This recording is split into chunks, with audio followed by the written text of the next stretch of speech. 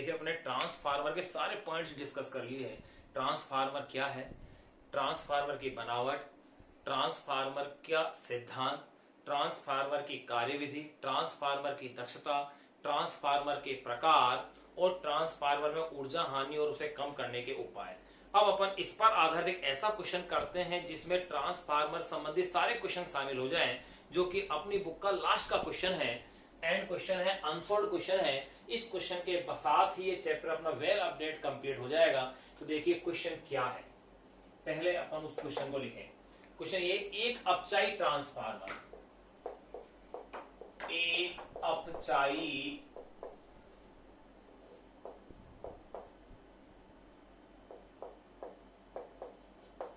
Transformer, अपचाई transformer यानी कि जिसकी प्राथमिक कुंडली में फेरों की संख्या ज्यादा और द्वितीयक में कम हो, अर्थात द्वितीयक कुंडली में जिसके फेरों की संख्या क्या हो जाए, कम हो। अगर कुंडली में फेरों की संख्या कम है तो ये उच्च वोल्टता को क्या करेगा, निम्न वोल्टता में परिवर्तित करेगा।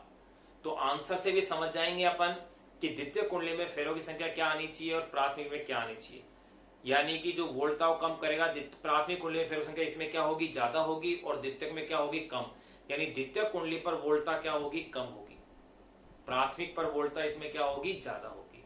इसका मतलब अब देखिए, एक अपचाई ट्रांसफार्मर 2200 वोल्ट को 2200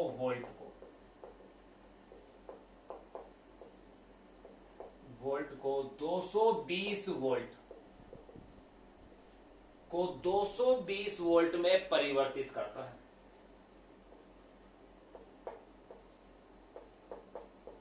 को 220 वोल्ट में परिवर्तित करता है। एक अपचाई ट्रांसफार्मर 2200 वोल्ट को 2200 वोल्ट को 220 वोल्ट में क्या करता है, परिवर्तित करता है। इसकी प्राथमिक कुंडली में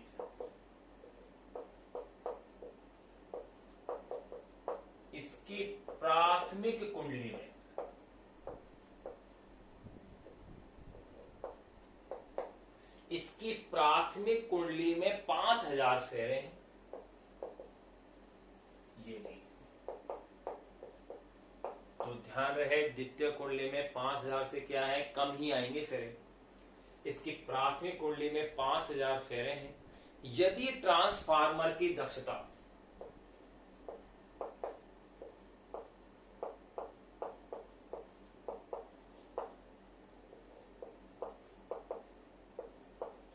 ट्रांसफार्मर की दक्षता 80% हो, यानी यदि ट्रांसफार्मर की दक्षता 80% तथा निर्गत शक्ति 8 किलोवाट हो, तथा निर्गत शक्ति 8 किलोवाट हो,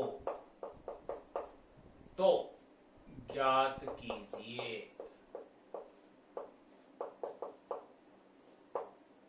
तथा निर्गत शक्ति कितनी हो, 8 किलोवाट हो, तो ज्ञात कीजिए। नंबर फर्स्ट, एक एक पूछ रहे हैं, ध्यान रहे 4 क्वेश्चन है, एक ही क्वेश्चन है। तो नंबर फर्स्ट ये पूछ रहे हैं द्वितीय कुंडली में फेरों की संख्या यानी कि NS। नंबर सेकंड ये पूछ रहे हैं निवेशी शक्ति,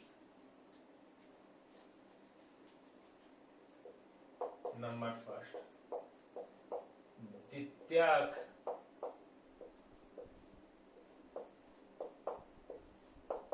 कुंडली में फेरों की संख्या, एक तो ये ज्ञात करना है। नंबर सेकंड निवेशी शक्ति, ये ज्ञात करनी है।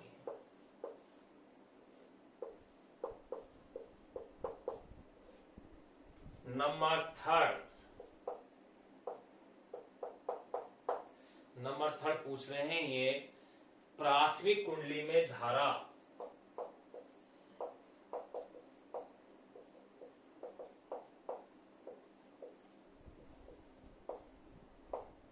प्राथमिक कुंडली में धारा। और नंबर फोर्थ ये पूछ रहे हैं द्वितीय द्वितीयक कुंडली में धारा। तो देखो भाई, एक ही क्वेश्चन है लेकिन क्वेश्चन इसमें चार चार है।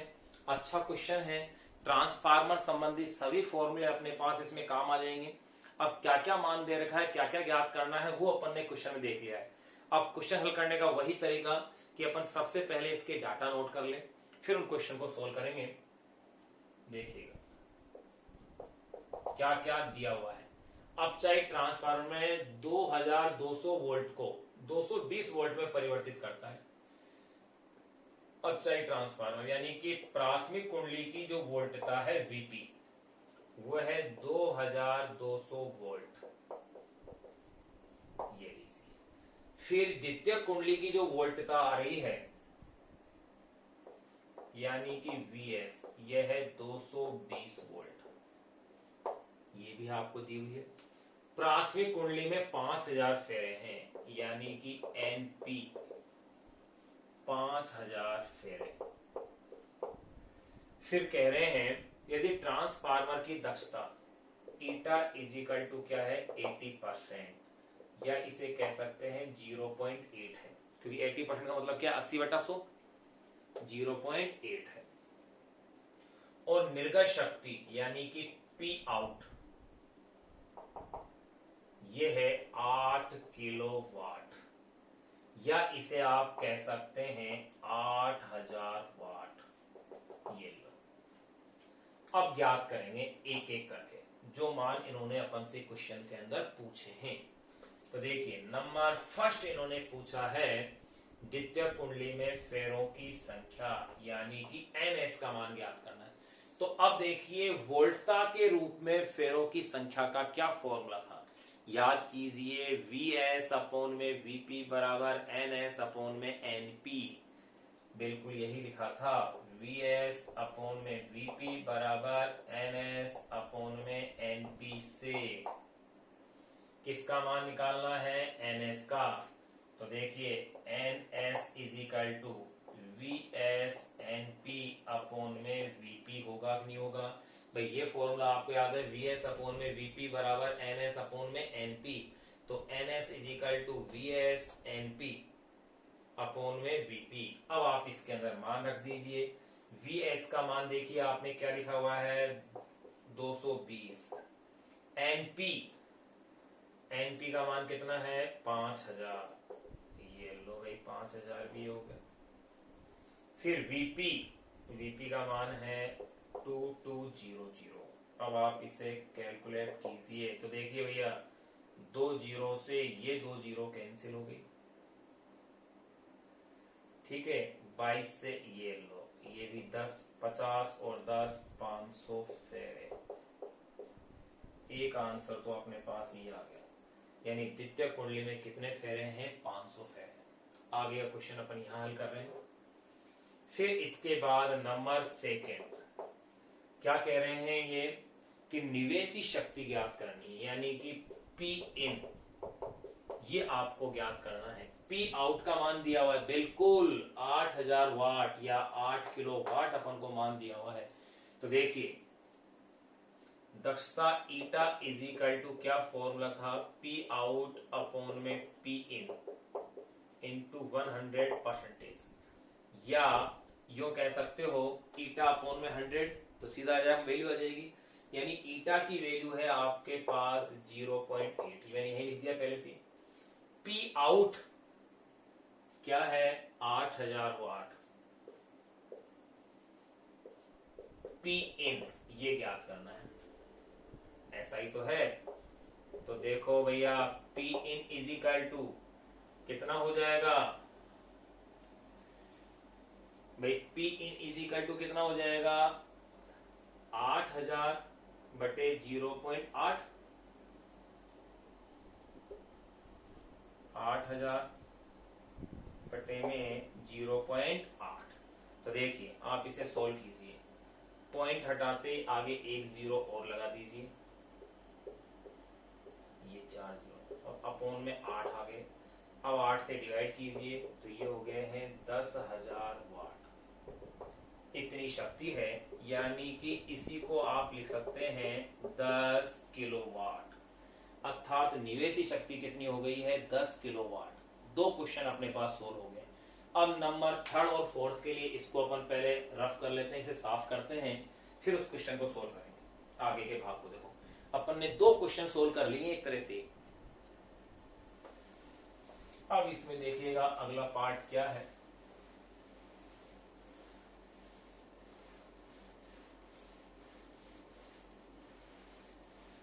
आंकड़े अपन ने सभी लिख ही लिए हैं पहले से ही।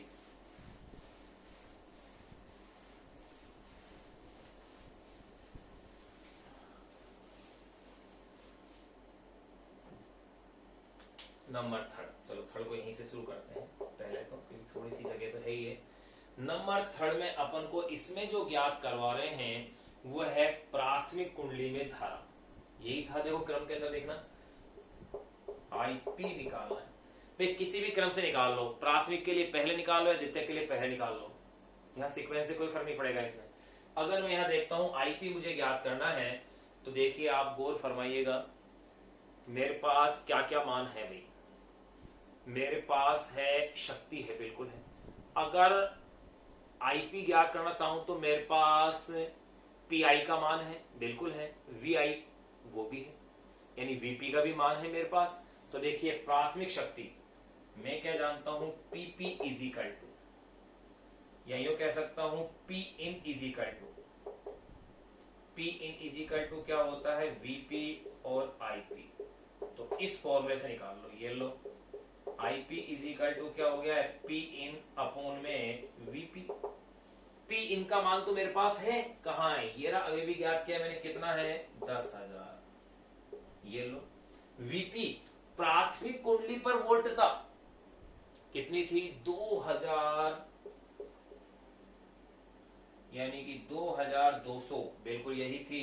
तो देखिए 2 जीरो से 2 जीरो कैंसिल कीजिए, 100/22 यानी कि 50/11, 50 को 11 से डिवाइड कीजिए, 1144 यानी कि 4.54 एम्पियर। ये लीजिए, ये आपके पास आईपी की वैल्यू भी आ गई है। अब नंबर फोर्थ और लास्ट जो पूछा गया है इस क्वेश्चन के अंदर, उसे और अपन सोल्व करते हैं। वो पूछा है आईएस यानी द्वितीय कुंडली पर में धारा। वही तरीका जो तरीका यहां अपनाया है, क्योंकि द्वितीय कुंडली की शक्ति तो आपको ज्ञात है, ये वो तो क्वेश्चन में भी दे रखी थी। तो द्वितीय कुंडली की अगर शक्ति आपको पता है तो देखिए P out is equal to I S V S, बिल्कुल यही फॉर्मूला है, या इसलिए लिख दो भाई लो, अगर ये ऐसे अच्छा लग रहा लिखा हुआ तो वी एस आई एस। तो इस फॉर्मूले से आपको किसका मान निकालना है आई एस का, तो पी आउट अपॉन में वी एस, ये लो P out is equal to V S I S, तो I S is equal to P out upon में वी एस। पी आउट की वैल्यू कितनी थी 8000, ये 8 किलोवाट तो 8000 वाट ही तो हुआ। और वी एस कितना था 220 वोल्ट, 1 जीरो से 1 जीरो कैंसिल, 800/22 400/11, 11×33 यानी कि 36.36, 36.36 एम्पियर। ये लो, ये क्वेश्चन अपने पास कंप्लीट हो गया और ये चैप्टर भी आपका वेल अपडेट कंप्लीट हो गया। सारे कंटेंट्स अपन ने कर लिए हैं, न्यूमेरिकल्स देख लिए हैं, बोर्ड में आए हुए क्वेश्चंस भी देख लिए। अब एक चीज और देख लेते हैं अपन छोटी सी लास्ट में, जो कि इसी चैप्टर में एक बड़ा अच्छा एक पॉइंट अपने पास निकल के आया था, उसको और अपन देख लेते हैं। यहां अपना ये 10वां जो चैप्टर है प्रत्यावर्ती धारा, ये अपना यहाँ 10वां चैप्टर कंप्लीट हो जाता है। प्रत्यावर्ती धारा वाला चैप्टर अपने पास ये कंप्लीट हो गया है। अगर ये चैप्टर अपने पास कंप्लीट हो गया है तो देखिए अपने पास इसके अंदर जो फॉर्मूला आया था, देखिए उसके बाद एक अपन ऑब्जेक्टिव क्वेश्चन है उसको भी सॉल्व कर सकते हैं इसकी सहायता से।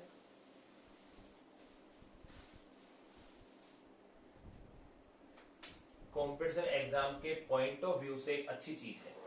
क्या चीज है देखिएगा, आपने जो फॉर्मूले देखे थे याद कीजिए, अनुनादी आवृत्ति का फॉर्मूला ये आया था मेरे पास, अनुनादी आवृत्ति। भाई ध्यान रहे, चैप्टर कंप्लीट हो चुका है, सवाल पूरे अपन ने कर लिए हैं। अब ये अपन 1-2 मिनट के एक छोटा सा एक पॉइंट जान रहे हैं एक्स्ट्रा में।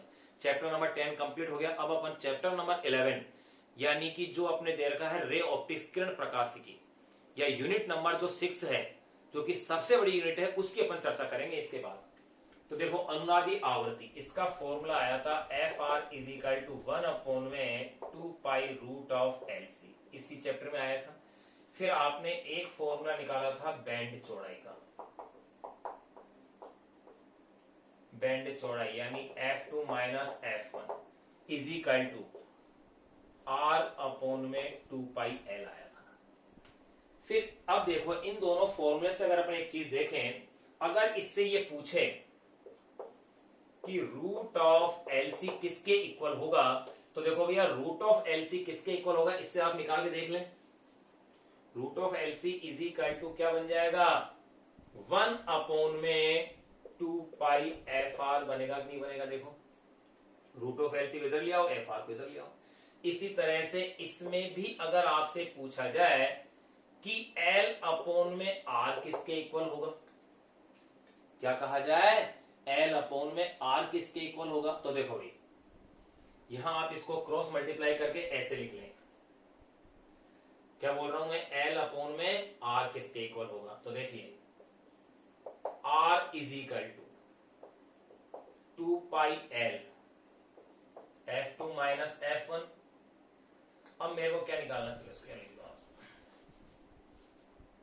क्योंकि मुझे क्या निकालना है, L/R निकालना है, तो मैं इसे इस तरह से ले रहा हूं, 2πL F2 - F1 = R। तो मुझे क्या चाहिए, L/R। R को इधर ले आओ, तो इसको इधर ले जाएंगे अपन।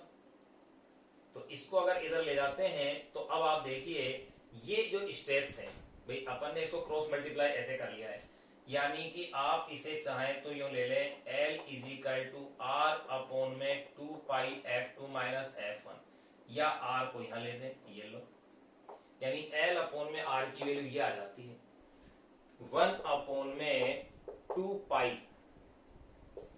F1। एक ये मेरे पास इक्वेशन आ गई।